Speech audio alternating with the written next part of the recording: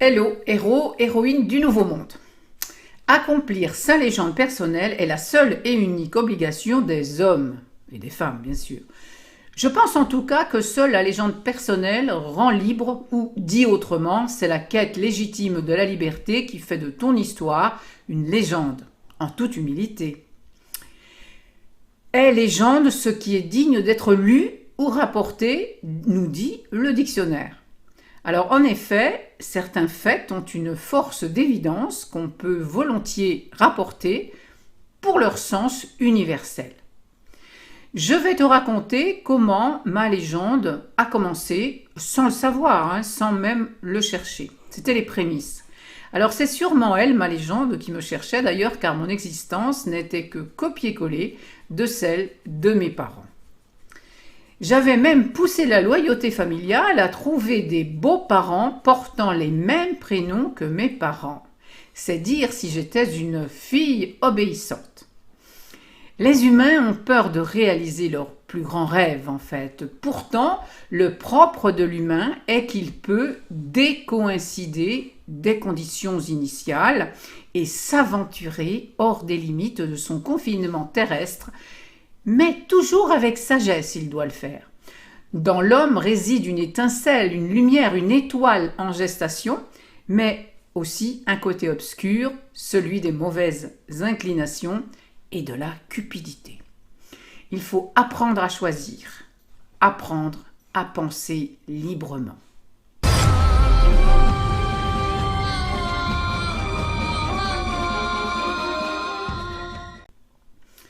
Je suis Elisandre du blog Le Royaume Amoureux.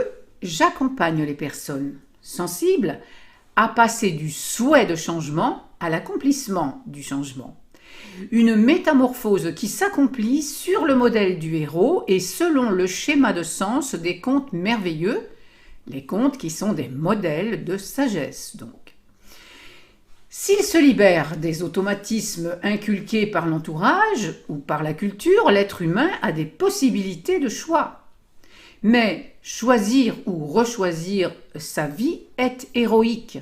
C'est une quête existentielle, une quête de connaissance de soi et une quête des mystères de la vie. Moi, dès mon plus jeune âge, c'est ce qui m'a intéressée en fait. En questionnant ce que je décelais autour de moi et en attendant la force de mettre autre chose en acte. Très clairement, comme toi peut-être, tout au long de ma vie, j'ai dû décider à un certain moment de suivre mon étoile et de faire le choix de la lumière. C'est simple, comme dans les contes de fées, mais pas facile, surtout au début, car il y a des rébus un peu partout. Il faut apprendre d'un côté à désobéir, en ayant parfois l'impression même de trahir ceux que l'on aime, et d'un autre côté à suivre ce que la culture annihile à grands pas. Ta petite voix, ton instinct, ta sensibilité, ton génie. C'est le héros en toi qui peut transcender cette dualité, et seulement lui. Ma première rupture avec les schémas familiaux a été héroïque et d'ailleurs elle fait écho à ce qui se passe aujourd'hui, c'est pour ça que j'ai eu l'idée de t'en parler. Depuis mon adolescence, je souffrais de problèmes de l'appareil respiratoire, on va dire, du système respiratoire.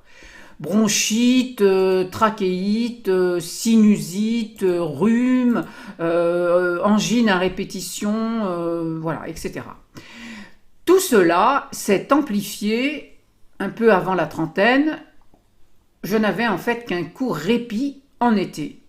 Mais le pire, c'est que pour que chaque épisode de malaise disparaisse très vite, je voulais ne pas le voir, j'avais adopté l'habitude familiale de filer chez le médecin et lui demander des antibiotiques. Et ensuite des antibiotiques et de la cortisone pour ne pas arrêter de travailler un seul jour pour suivre le rythme familial d'esclavage. En effet, la famille est la caisse de résonance des gouvernements en place, le niveau hiérarchique intermédiaire qui répercute les ordres et les croyances venant d'en haut qui oppressent les enfants dès le plus jeune âge. Et on s'y habitue. La symbolique des poumons et des bronches est le désir de vivre. Évidemment, car respirer est le symbole même de la vie, à la fois terrestre et spirituel. Je signale que le mot esprit vient du latin spiritus qui signifie souffle et qui se dit aussi pneuma, donc poumon en grec. Le souffle est le symbole de ce qui est inaliénable et éternel, de ce qui communique entre la vie terrestre et notre âme céleste, notre anima, ce qui nous anime. Les poumons entourent et protègent le cœur, notre centre affectif. Quand nous ne libérons pas de la cage thoracique notre amour, ce qui nous affecte, et que nous enfermons nos inspirations célestes dans la boîte crânienne, alors nous crânons par orgueil pour ne pas dévoiler nos aspirations terrestres et nous taisons nos émotions.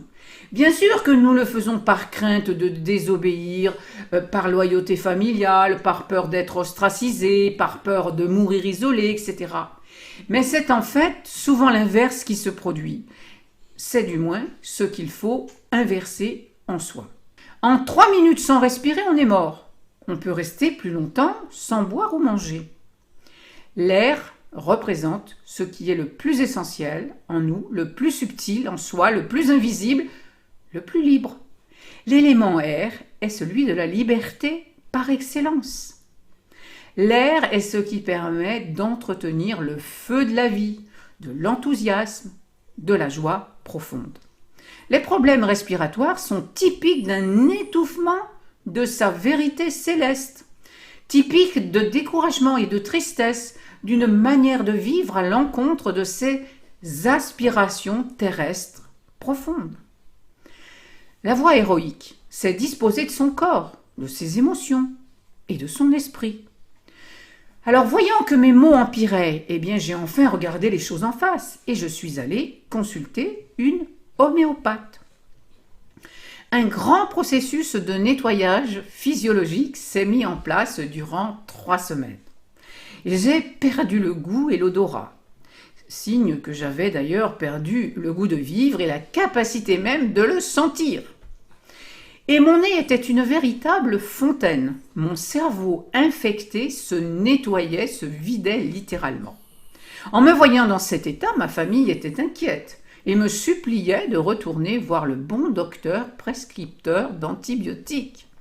Alors je ne récuse pas les antibiotiques, bien sûr, dans certains cas exceptionnels, mais selon la bonne idée de Albert Einstein, la folie c'est de faire toujours la même chose et de s'attendre à un résultat différent. Ma formule à moi, un peu provoque, c'est vrai, c'était très prosaïquement de répondre non, cette fois, ou j'en sors, ou j'en crève. Instinctivement, j'avais compris que la force était en moi et que je devais avancer corps et âme sans plus les séparer. Ce fut une première grande victoire sur la maladie, mais aussi sur le mal à dire les choses, le mal à exprimer mes vrais besoins. Quand on écoute la voix de son âme, ce qu'elle nous souffle à l'oreille interne pour réharmoniser l'équilibre, on commence une aventure, une quête du trésor de soi-même.